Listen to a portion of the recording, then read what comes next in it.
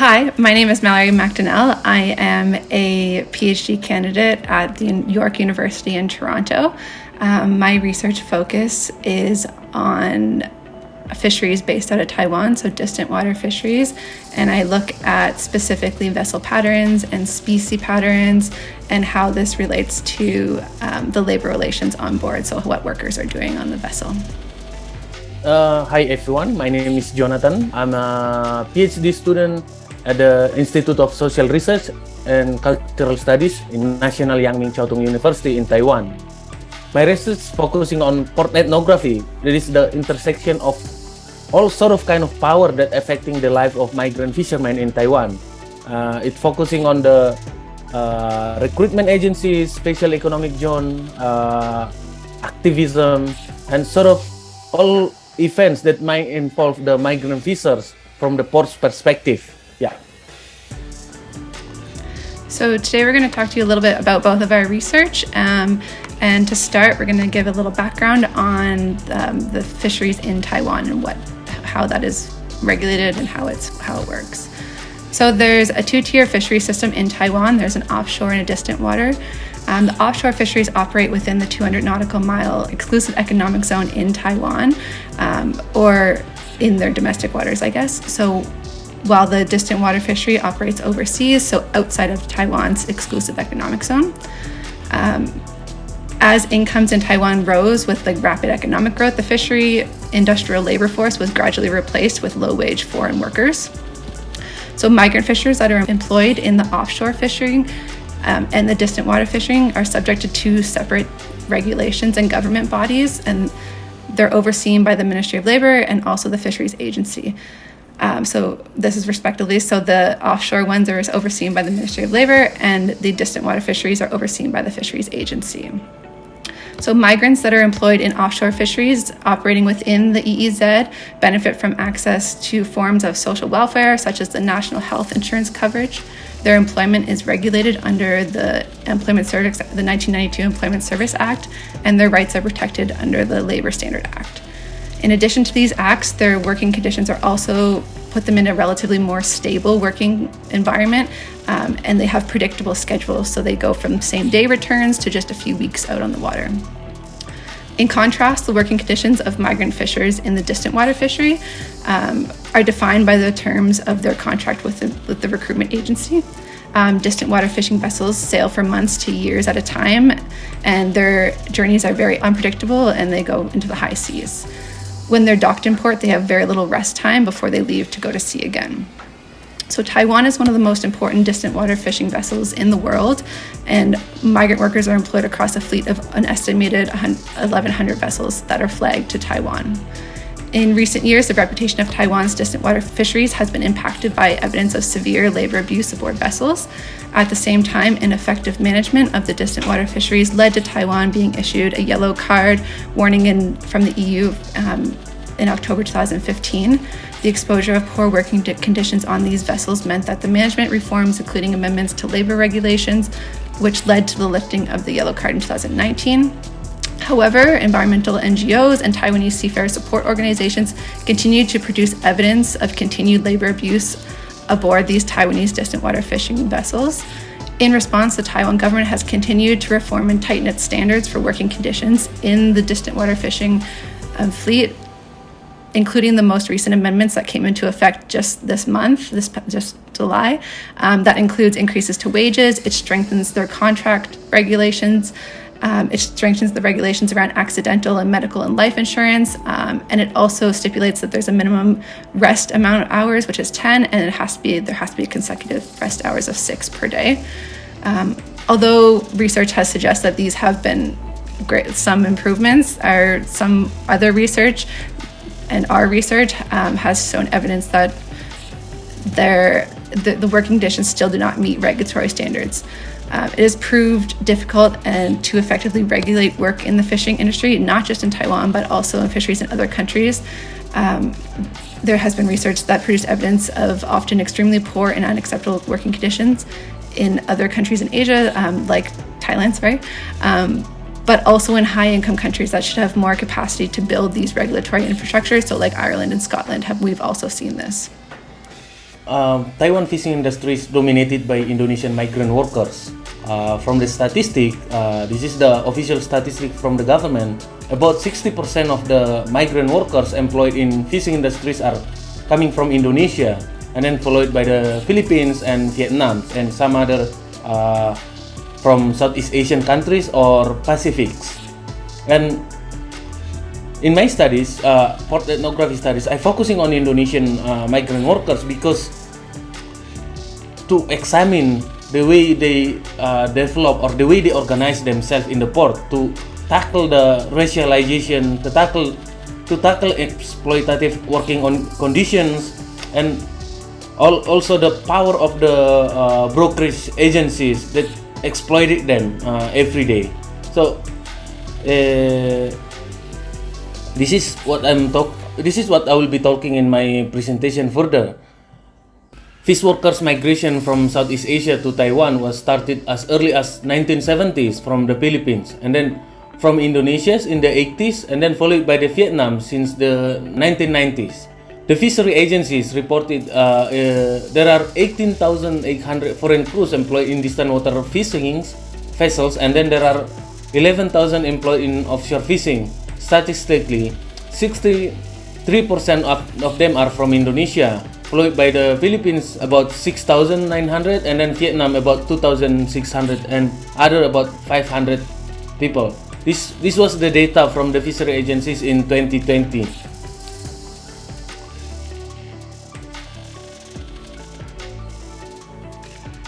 So my research, again, is about discerning vessel patterns and labor relations aboard different types of fishing vessels in Taiwan. So just a little anecdote, my first interview in Taiwan was with a man that owned multiple vessels that operated out of a mid-sized port. Most of these vessels were moored at this port. They were smaller longliners and they fished in the high seas. So his office was almost like a central hub for vessel owners and captains. They met there, they drank tea, they talked. Through this, he learned a lot of stories about the struggles, the successes, and the current issues that were going on in the port. We talked about his experience as a vessel owner and the challenges that he was currently up against, the issues that he had with workers and what discipline looks like on his vessels, etc. But when I inquired about whether different fish species or different gear types aboard these vessels impacted the labor that the workers did or how their day worked, his response that none of that matters. No matter what gear they're using or what fish they're catching, there's no difference. Workers are always exhausted. And then a couple months later, I met with a worker from a large squid jigger or lift netter. He talked about why he came to Taiwan. He previously worked aboard a small longline vessel based out of Indonesia that fished tuna and mackerel, and he left this position to take this one in Taiwan on a Taiwanese owned and operated squid jigger. He described the difference in work between the two vessels, and he emphasized the different types of labor. So both required long hours and being at sea for extended periods of time, but the physical needs were different. Pulling lines with large fish feels different than packing squid and packing saury, and this is how most of his time is spent on the lift netters. So the contrasting stories and experiences between the vessel owner and a foreign worker led to the main argument of my research or of this discussion. The first statement, that work on all types of vessels is the same, kind of fits the way with how we look at standards and regulations and indicators right now that assess whether working conditions are acceptable or not based on the generalization of all types of fisheries and all fishermen, and do not account for the significance of the vessel type, associated gear, and target species. It also does not take into account the significance of the variation in the intensity and the physical demands of everyday work as experienced by workers. So it's common to hear observers dismiss differences in working conditions among vessel types, gears, target species as not significant as illustrated in the vessel owner's statement. This reflects a lack of in-depth research that explores these different everyday working patterns, and this might be part due to difficulty of direct observation on the vessels or of everyday work that's being done. So the goal with my research was to kind of develop a perspective that examined the daily work and the labor relations aboard the Taiwanese distant water fishing vessels, but organized by target species and associated gear and the marine spaces of the vessel. So I'm going to outline a few patterns for workers on several different types. And our key finding was that the daily work patterns differ significantly among different types of vessels in ways that matter for whether or how they meet basic international standards for work and fishing. We also show how indicators and standards such as working time are not uniform across vessels, vessel types, and different tasks on these vessels. The findings also have some implications for efforts that use vessel tracking and other kinds of remote data to assess the likelihood that working conditions are unacceptable in relation to various standards. So I'm going to focus on two types of vessels, a longliner and a squid jigger, just for my two little case studies here. So these two types of vessels are two of the main distant water fishing vessels in Taiwan that are owned and operated in Taiwan. And they have very different characteristics of where and what type of fish they catch. Longliners target multiple tuna species along with other large pelagic fish in the Indian and Pacific Oceans, while squid jiggers and lift netters target a few squid species in the Indian Ocean and also Pacific Saury in the Pacific Ocean. Okay, so the first vessel is a 997-ton lift netter or squid jigger. It's flagged to Taiwan. It's operated out of Taiwan, a Taiwanese port. It has a crew of 56 workers, and it's comprised of 30 crew members from the Philippines, 17 crew members from Indonesia, and 5 crew members and 1 chef from Vietnam. In addition, there's a captain and an officer and an engineer that are from Taiwan. During December to May, they target Argentina's short-fin squid in the South Atlantic near the Falkland Islands using squid jiggers. And then during June to November, they fish for Pacific Saury, and this is off the coast of Japan in the North Pacific using a lift net. These vessels stop in Taiwan while moving between the fishing grounds for maintenance or gear change or change of crew as needed, but the amount of time that they remain in port varies depending from what we heard for this vessel was 2 weeks to a month, depending on what needed to be completed. By that I mean what gear needs to be fixed or what if things need to be replaced. And travel time between the fishing grounds in the South Atlantic from port to Taiwan was about 40 days, and then it took about 8 days to get to the fishing grounds in the North Pacific Ocean. And next to it is just an example of a drawing that I had workers complete for me, and I was just trying to get an idea of what their living and working space or how they viewed their living and working space on the vessel. So it's to note that they highlighted the filling area as where they spent most of their time, and then down in the freezers is where they spent most of their time when they were working. So when targeting squid, the fishing is done at night in the dark. The vessel is equipped with approximately 200 overhead white lights that illuminate the water. The white lights attract the squid, and then they gather near the vessel, and the gear used to catch the squid is an automated jigging machine. So the machine consists of a line and an attached jig, hooks. The reel will drop the line and the hooks into the water and then pull it back. Most of the physical labor that these workers are completing is actually once the processing and packaging of squids begin. So workers will then bring the fish down to the freezer room, and that's where they sort them by size and by quality. They're sorted into 4 different types of categories based on size and weight. So workers reported that they had more breaks when they were processing and packing saury versus when they were doing squid. They benefited from the more uneven characteristics of the saury fisheries. So the second vessel that we're going to look at briefly is a longline vessel. So it is registered in Taiwan, and it's about 711 tons is what it says. It has a crew of 25 workers, including 10 from the Philippines, 8 from Indonesia, and 3 from Myanmar. The captain is also from Taiwan, and there's a couple engineers from China. The vessel targets tuna, specifically big-eye tuna and yellowfin tuna, but it also targets snake mackerel for the other parts of its fishing. So unlike the consistent pattern that we see in lift netters and squid jiggers, longliners' travel patterns vary from vessel to vessel. For this particular year that I had talked to workers on, this vessel spent 11 months at their fishing grounds. The fishing grounds are in the Indian Ocean, one within the Seychelles EEZ, or Exclusive Economic Zone, and another off the coast of South Africa beyond their EEZ. The tuna fishing grounds, in which they spend 3 months there from mid-October to January, and then the fishing grounds for snake mackerel, which was off of South Africa, they spent about 7 months there from March to September, and travel time from Taiwan and in between their fishing grounds was approximately 2 months. They also, is to note that they also visited different ports when needed while they were out sea. So they did mention that they weren't at sea for the full 11 months. They did visit ports in between. These were, again, some examples of drawings that workers had given me just to get an idea of how they thought of their working and living space along the vessel. So for here, where it says pulling and working, that's where they spent most of their time retrieving lines or setting lines. There's 2 different spots. And then methods that are used for fishing tuna and snake mackerel are similar. So the lines are set manually from the stern of the vessel. So retrieving lines here is partially automated. There's a reel that is used to help pull the main lines and the branch lines in. As lines are being pulled, the workers make sure they remain unknotted. Once a line with a catch is reached, the workers will use large hooks and long poles to settle the fish by repeatedly hitting it with the sticks while reaching over the side of the deck in order to prevent it from thrashing around once it gets aboard the vessel. The pulling of the branch line and the fish, along with the attempts to settle the fish, are highly labor intensive.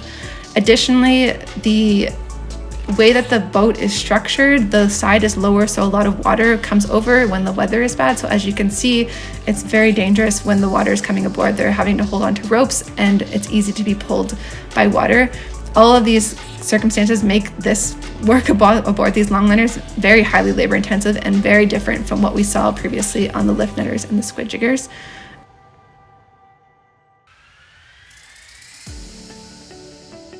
This is an example of looking at the working hours aboard these two different vessels that we see. So for squid, we see that there's a day shift and a night shift. Typically they work through the night. So their night shift is 5 p.m. to 5 a.m. and it also depends on the number of squid that is caught. So they could finish at 5 a.m., but it could be longer depending on the fish. Salary is very similar, but it's shifted an hour. So they start at 6 p.m. and they go until 6 a.m. But again, this could be changed depending on the amount of fish that they catch. And then when they travel, there's specific set working hours, which is like a typical day of working. For longliners, there's a few different strategies that we've heard, but for this specific vessel, the workers were broken into 2 different groups. There was a setting group and a retrieving group. The setting team will work as the retrieving team will rest. So in this, for example, they're working from 1 a.m. to 7 a.m. And then both teams will rest for about an hour in between there. And then they will all retrieve lines for about 8 hours. And then the first team, the setting team, will rest. And then the pulling team will continue until all the lines are pulled. So these differences are important to workers, yet they are not often accounted for in surveys and other instruments that aim to measure and assess whether working conditions meet various indicators. Our findings call into question approaches that seek to classify vessels according to whether are positive or negative with respect to indicators of forced labor or other ways of classifying unacceptable working conditions. These indicators are based on simplifications that cannot account for the complexity of working conditions on industrial fishing vessels. They do not and cannot take into account key aspects of working conditions that are important to workers but cannot easily be included in indicators and standards, such as the sheer physicality and danger of specific tasks. What we have found thus suggests that the programs or techniques that aim to use movement patterns to identify vessels are more likely to be a positive for indicators of forced labor, need to proceed with caution and awareness. Thank you very much, Mallory. Your presentations are very detailed, explaining the cycle of their working life at seas. Yeah, and I think this is, a lot of people are unaware of this situation. How the life cycle of fisher are continuous or like pass days by the fisher on the high seas. I mean, some of us can imagine the isolation and then overwork and everything that's happening on the seas are unimagined for so many people. So having this story is really explain to us what's going on there. So the title of my current project is Emerging Migrant Space and Grassroots Activism in Taiwan Fishing Ports. So this project is a part of a larger project, a part like one chapter of my PhD dissertation actually. So this paper examining the species or the place that is established by the migrant fishers in the fishing port. So also to mention that I think there are more than 30 Indonesian migrant association or regional hometown association existing in Taiwanese ports now, covering Penghu Islands, also Kinmen Islands, and also Taiwan ports surround Taiwan Island. So the motivation behind this project is to acknowledge the important contribution of ordinary people on their own, independently from the elite. My project also tried to map out the everyday movement of migrants, ordinary experience of mobility emerging against the regime of control. And also, Michelle Fall, a scholar from Australia, say that the experience of migrant labor NGOs, or in this context, self-organized migrant communities and migrant labor association, should be taken more seriously by trade union and by the scholar who study there. And also, migrant fishers make place and create space that reflect where they come from and how they migrated to the area and what cultural elements adhere to their daily life. So the idea of place and space making is to establish a common place for everyday activities of the community, such as kitchen, praying room, and guest room. And also the recreation of the common place are to make the migrant fishers feel at home when they are actually far away from their native places. So far, I mean, in my observation, when we study migrant fishers, all of our focus is always focusing on the NGOs, international NGOs. Let's say Greenpeace, EGF, or for example, Taiwan-based NGOs such as TIWA, Stella Maris, and other like SPA and etc. Right? And in this paper, I try to introduce the migrant fishers led organization or association. And also, when we are talking about the migrant fishers, we are talking about the discrepancies of the between the land-based and sea-based migrant workers, right? So land-based migrant workers usually occupy public spaces such as train station, parks, market, or shopping malls, and make it as their own spaces. And also, even the government designated some areas specifically for land-based migrant workers, and or to name it, such as in Taichung City, you can see Southeast Asian corner, or the people call it Pyramid Park, right? This space was designated specifically for the land-based migrant workers. And however, due to lack of public facilities in the port, sea-based migrant workers forced to creatively create their own spaces. And also, for land-based workers, public spaces usually used to spend their day off, like chit-chatting, hanging out, or dating with their boyfriend or girlfriend, celebrating their friend's birthday, and etc. On the other hand, sea-based migrant workers use their own spaces as a home, as a place to eat home-cooked food together, as a mosque to pray together, as a place to share their happiness and grief, and a place to educate newly arrived fishers. So in their own word, the space that established by the migrant fisher also called as a place to bind kinship, or in Indonesian they call it tempat bersilaturahmi. Yeah, so this is some examples of the pictures of how land-based migrant workers spend or occupy public spaces. This is the first picture on the top left. Picture is the picture of Taipei train station, Taipei main station. This place is quite iconic. Every Sunday, all of migrant fishers, or specifically Indonesian migrant fishers, will occupy the hall. And also, this is the picture of in the right side. This is the picture of Indonesian migrant workers occupy one of the park in Taiwan, and in the bottom part, this is the picture of Southeast Asian corner in Taichung. This is the picture of different species of migrant praying or musola or praying space across Taiwanese ports, covering Penghu, Yanpu, Tongkang, and so on. This is typically living room of a place that is established by the migrant fishers, and as you can see, all of them are males. So this picture explains the maleness of this space. This is not a space for courtship. I mean, this is the place that is established by the migrant fishers. It's not the place that you can use for courtship, for establishing intimate relationship and so on. And Commonly this space is used for eating, for sharing, and chit-chatting, and so on. And this is a typical kitchen in the port. This is like a very simple traditional kitchen. And this is a typical meal that is usually cooked by the fishers. It's always huge meal because they cannot determine how many people will come to their gathering. If there are more vessel more in the port, means that there will be more people come to the places to eat together. And this is a typical gathering among the migrant fishers community. As you can see, it is mostly dominated by males, and the communality is more structured.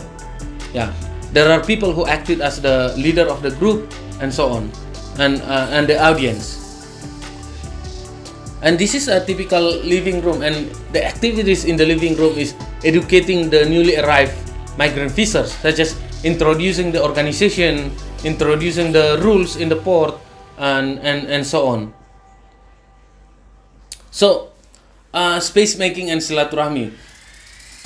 So, silaturahmi is a localized Islamic concept in Indonesia. It is an Arabic word adopted and localized to describe the process of connecting the kinship bond. It is also mean togetherness, meet and greet, or activities that concern about keeping or mending ties with individuals or groups. In practice, silaturahmi can drive interreligious harmony because it is meant by connecting kinship and friendship among the people regardless of their cultural differences. So the concept of silaturahmi can be found everywhere among the Indonesian Muslim communities and non-Muslim communities in Indonesia and in Taiwan. Visiting a friend or family members or a teacher is often referred as to silaturahmi, not as berkunjung or paying a visit. So places and space making were driven and motivated by understanding of silaturahmi. As pointed by a scholar before, silaturahmi is also an intention that can serve as a religious motivator as well as a reminder. Therefore, we couldn't separate the existence of migrant spaces and praying room or musola. They are come together. So also, I will be talking about FOSPI. This is an association of 12 organizations or 12 hometown or regional organizations in Tongkang Port. So FOSPI is an umbrella organization of migrant groups in Tongkang Pintung that lists 12 paguyuban or community of Indonesian migrant fishers. FOSPI itself was founded in 2008 as an organization that can embrace all of the Indonesian fishermen in Tongkang area. The 12 organization, 12 regional organization actually have existed before FOSPI. So FOSPI was established as a association of the 12 organization. And the history of FOSPI cannot be separated with the Anur Mosque in Tongkang. So Anur Mosque was established in 2018 actually. And in their word, fishers will say that the mosque is the spirit, the soul, and FOSPI is the body themselves. So FOSPI was founded together all of the Indonesian citizens in Tongkang Township to financially support the establishment of Anur Mosque. So in 2008, FOSPI, the leader at the time, and Muksin and Sakur rented a 2-story house. So the first floor was used as a kitchen and living room, and second floor as a mosque. So as the member increased, they planned to buy a building to be converted as a mosque. And in 2016, they bought a 3-story house, that cost them about 5.5 million NT dollar, and then renovated the buildings, and they spent about 1.5 million NT dollar.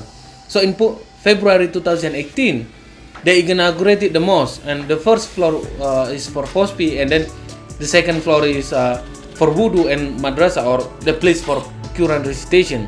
In 2018, FOSPI moved and rented a 3-story house in the same port, in Tongkang Port, because they were thinking that mosque is not the place for activism, and more importantly, they need a place that can welcome all kind of religion and races. So they separate the mosque and FOSPI.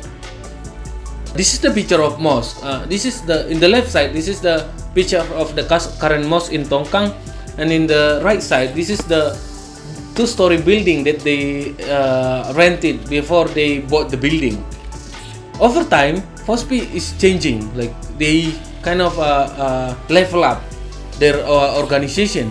So, following their establishment, the government began to consider them as an important element when governing the Indonesian communities in Tongkang. Therefore, the government started to regularly invited them to meetings held by the government, including fishery agencies, national immigration agencies, police department, labor bureau, and so on. And also NGOs visiting them more regularly to consult things that they consider important to be discussed with the fishers. FOSPI become one entity that is really important for the migrant fishers in the port. Also, it always promptly respond to the needs of its community. Group fights between the regional communities was common before FOSPI was established. And to respond to this issue, they make a rule. If any individual members of or paguyupan or communities get into a fight, the whole communities will be fined, ranging between 1,000 to 15,000 NT dollar. And this fine will make any individual responsible for the whole community and vice versa. I was witnessing this incident in March 2021. So at midnight of March 9, 2021, police raid a karaoke place in Tongkang area and arrested suspected drug user. And then in the following weeks, FOSPI initiated to form security task force consisting 2 member representative of each paguyupan. Each task force member will be given a weekly schedule to patrol every night in the port. The task force was aimed to foresee any potential criminal conduct of Indonesian migrant fishers and FOSPI members in Tongkang port. This idea is similar to the concept of Hansip in Indonesia, in which during the new order, the government appointed several villagers to control security in the community. Also, this idea was aimed to solve criminality among the Indonesian fishers in the port, and also to reduce the use of drugs among the migrant fishers. This is a picture of the local police officers visited FOSPI to give briefing on maintaining order in Tongkang and also share current regulation. Especially during the pandemic, officers from police department regularly visit them to share the current COVID-19 measures. Also, this is a picture of FOSPI mediating people who get into a fight in the port, and this is quite common, especially when it is involving different nationalities. FOSPI will be more active because when it is involving nationalities, the conflict tend to getting bigger and bigger. And to mediate such conflict, usually FOSPI will invite the representative from the Indonesian government, or if not possible, representative from the NGOs that facilitate the mediation. So this is the conclusion part. So activism initiated by the migrant fishers are often undermined because they are not legally or formally recognized by the government. However, this migrant space and place in the fishing port bring an interesting dimension of the political society, where the migrant fishers can organize themselves out of the control of the broker, employer, also government. And FOSPI and Paguyupan in Tongkang have given a safe space and comfort place for thousands of Indonesian fishers who are on transit between the high seas and the port. And also don't forget that the job that performed by the migrant fishers is always moving between the port and the seas. Yeah. And also, I will say that migrant groups or migrant fishers are the frontline activists, in which they help all kind of issues faced by their fellow migrant friends. They handle cases such as fighting, dispute, and also communication issues with the neighboring societies.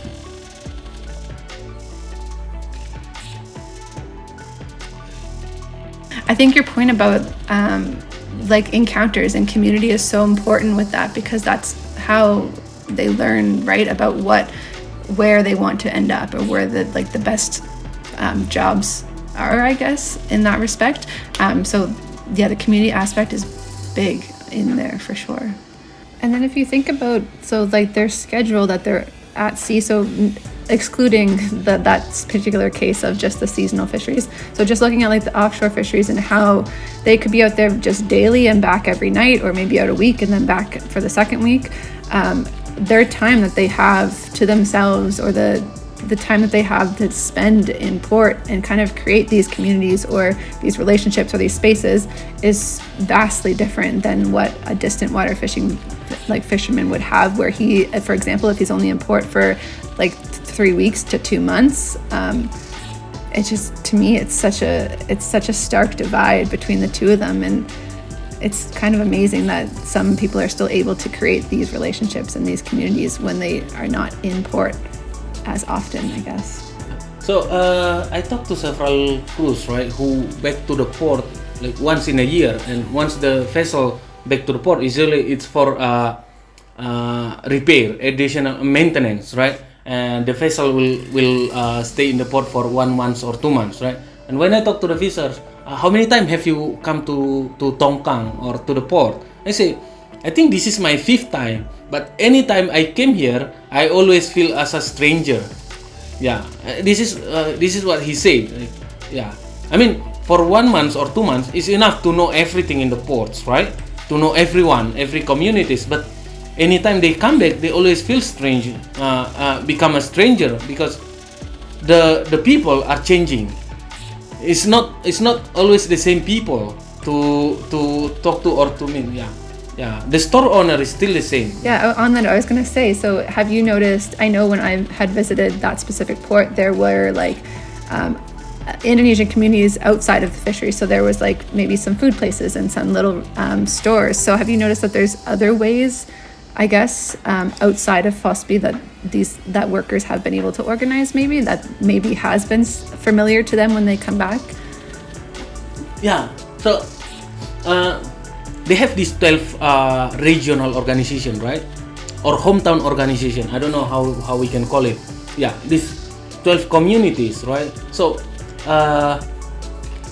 every time the members of these communities came to port, they will invite the newly arrived fishers from the high seas to join them together on a huge feast, or praying together. There is so-called culture of Yasinan or Tahlilan in Indonesian Muslim communities, where they have Quran recitation to give themselves a stronger spiritual strength, right? And also to kind of like cleanse any bad luck or any bad spirit from their life, to prepare them for future journeys.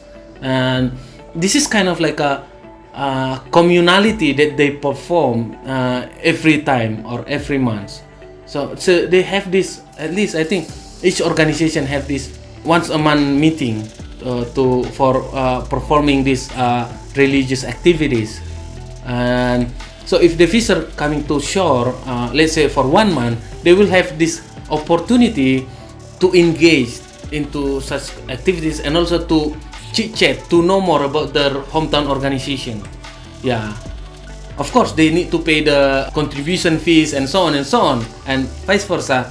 The organization will prepare them a nice meal together.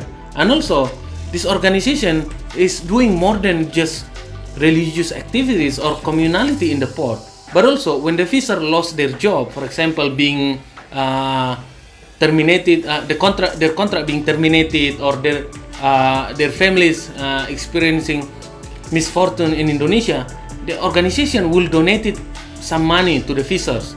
For example, if he lost his job, the organization will give them $1,000 to cover his daily expenses during the transfer. Or if the family is having misfortune, they will collect some donation to be sent to Indonesia. Yeah, I think it's so important.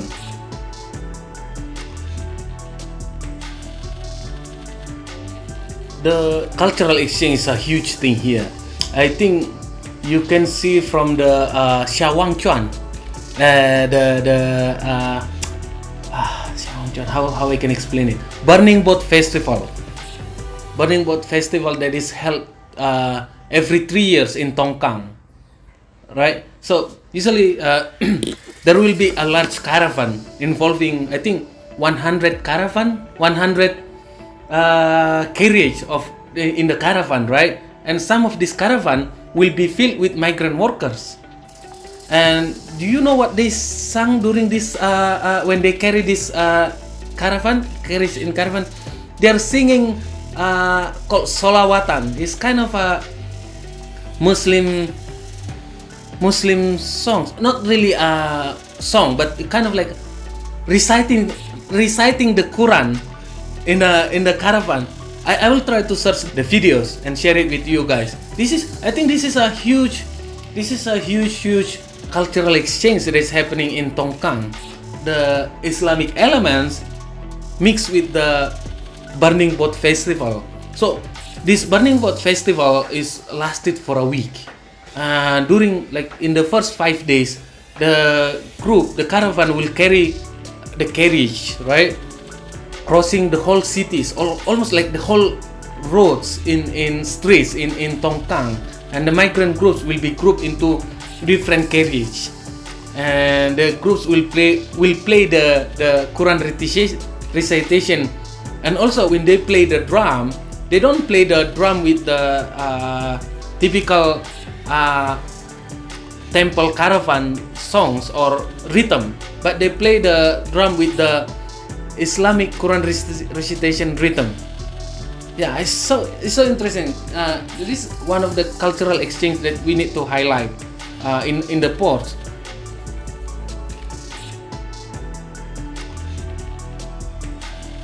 If I talk to the fishers who have been in Tongkang for, let's say, 15 years, 20 years, they will talk a lot about the violence.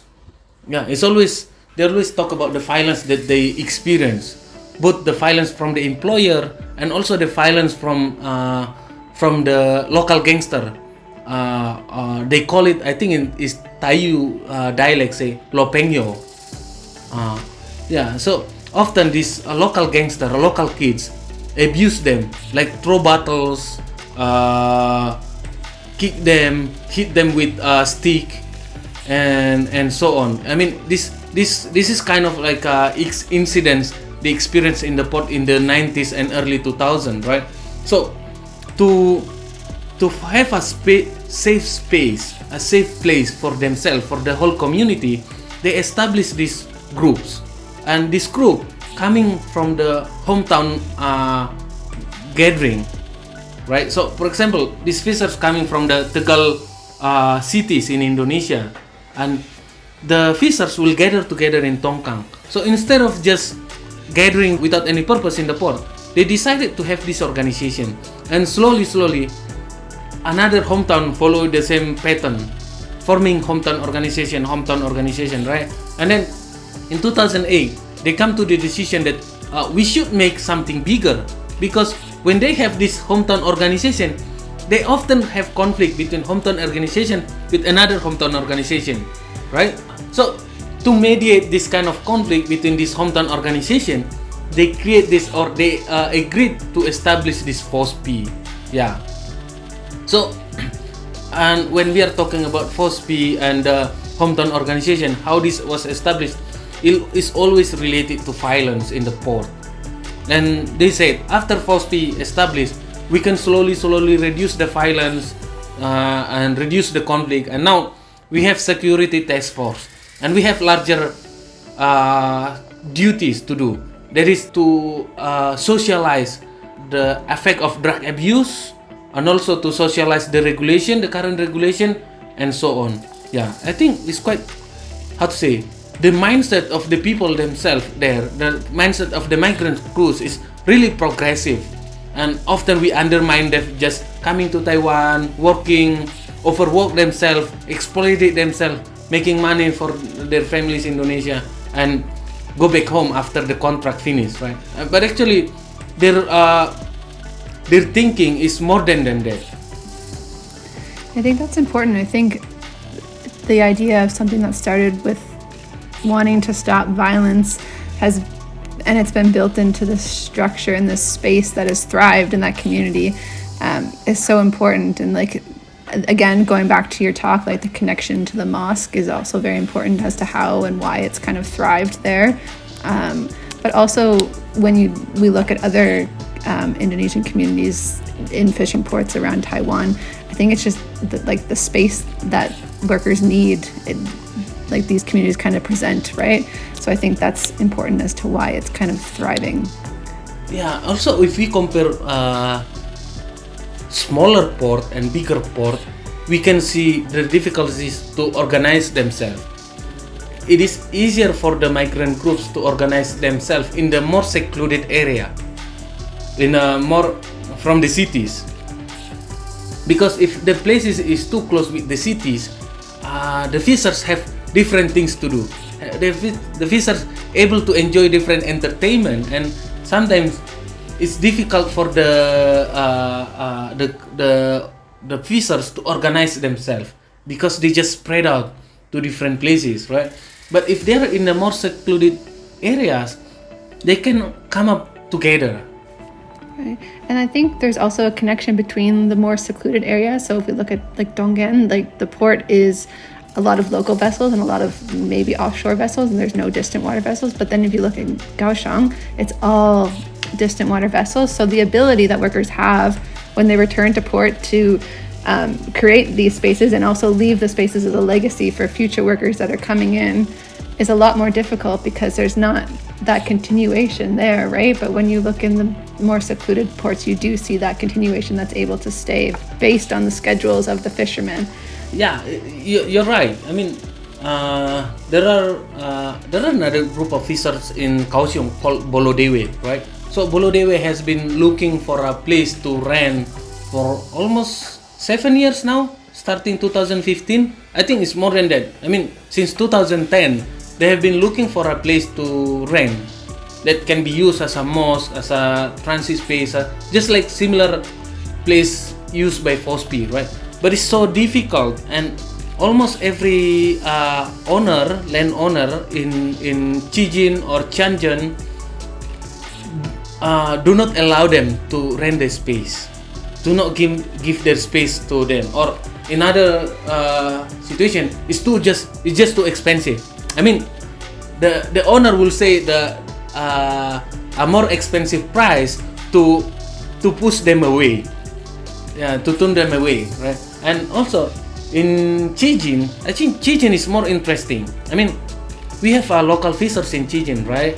But then the local authorities, it kind of like refuse or avoid the Indonesian fishers to having large communities or gathering, considering that Chijin is a tourist area, and they don't want the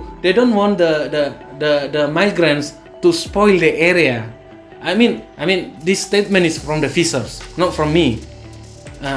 He said that anytime we have a gathering for 15 people, 20 people, or more than that, the police and the Coast Guard will come approach us and disperse us.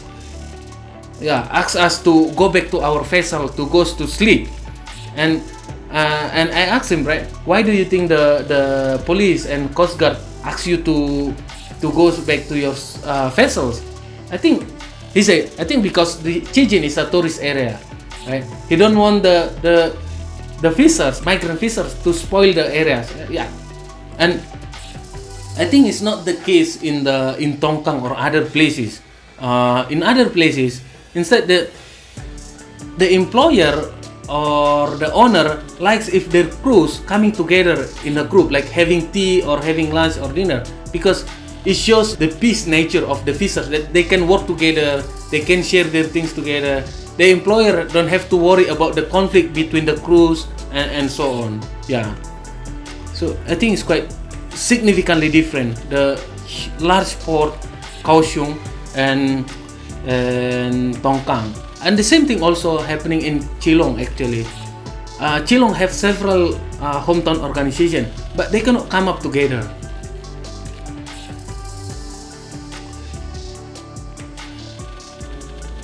Something that I've noticed within my specific work, I guess, is that taking workers' accounts and voices and opinions into account it really matters when we're making decisions. So looking at labor standards and looking at what they would prefer to be doing kind of thing, or like what kind of hours they would prefer, etc.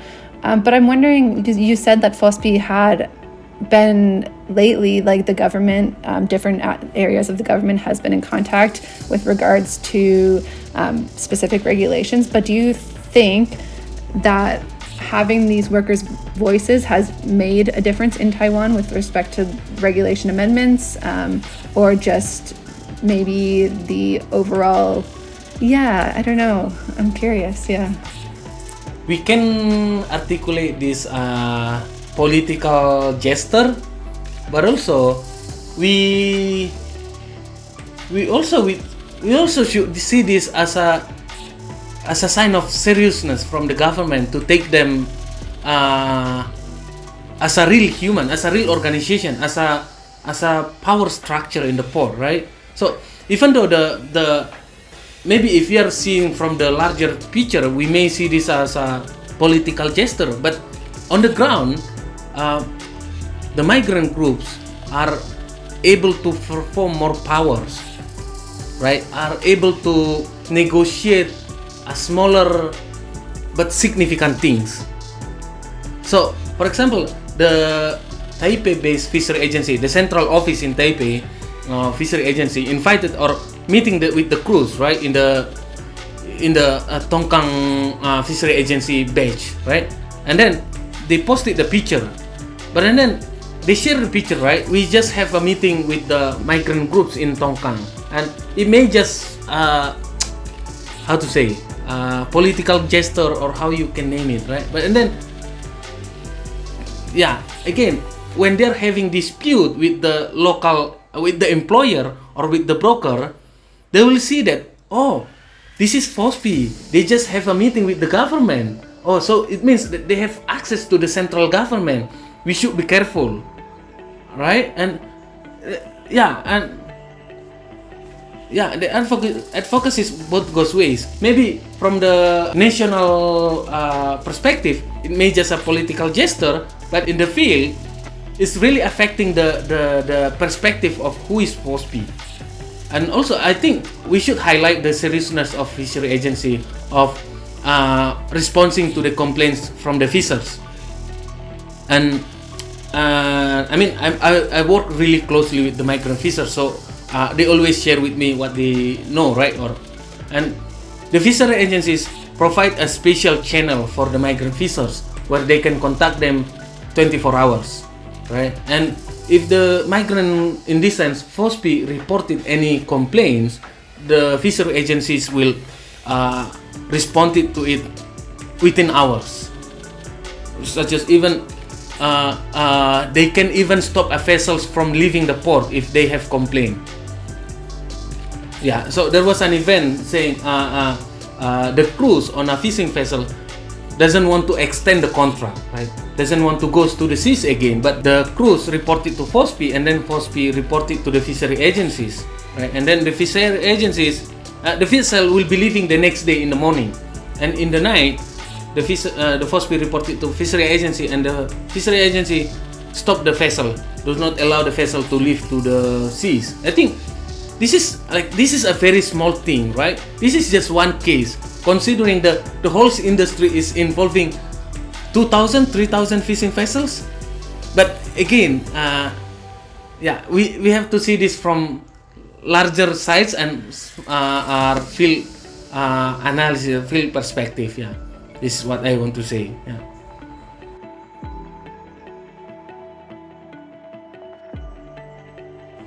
So when we are talking about the Taiwan fishing industries, we are often talking just about the entities, the large quantities of the fishing vessels, the large quantities of the catch in Taiwan fishing industries, and so on, right? But then I think we also need to consider migrant fishers or migrant crews as part of the identities of Taiwan fishing industries. This is both to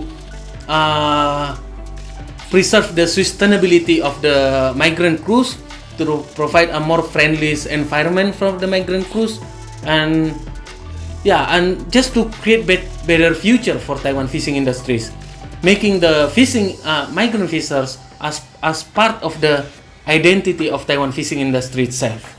Yeah.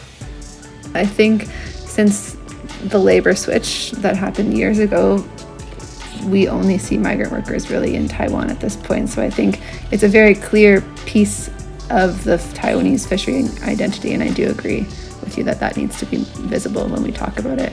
Yeah. Well, thank you, Jonathan. This was great. It was really nice to chat with you again, even if it was virtually. I think I'm excited for TAIWANfest to see, with the focus on Indonesian workers in Taiwan this year. I think we should also introduce Taiwan as a more friendly country to foreign migrants, and in this sense, migrant workers, right? And making migrant workers or migration culture as part of the identity of Taiwan. I think we shouldn't hide these migrant workers that is existing in Taiwan from the faces of Taiwan. And by then, people will put more attention and will think of the welfare of these people and so on. And it will be benefited for both Taiwanese communities and also migrant communities in Taiwan. Yeah, and this is it. I hope more people knows about the migrant worker cultures in Taiwan. Yeah, I hope we did a good job of kind of exploring that side of migrant workers in Taiwan, like this almost the untold stories that we saw, I guess, through our lens, and I hope it comes across as a positive story that we told. Yeah.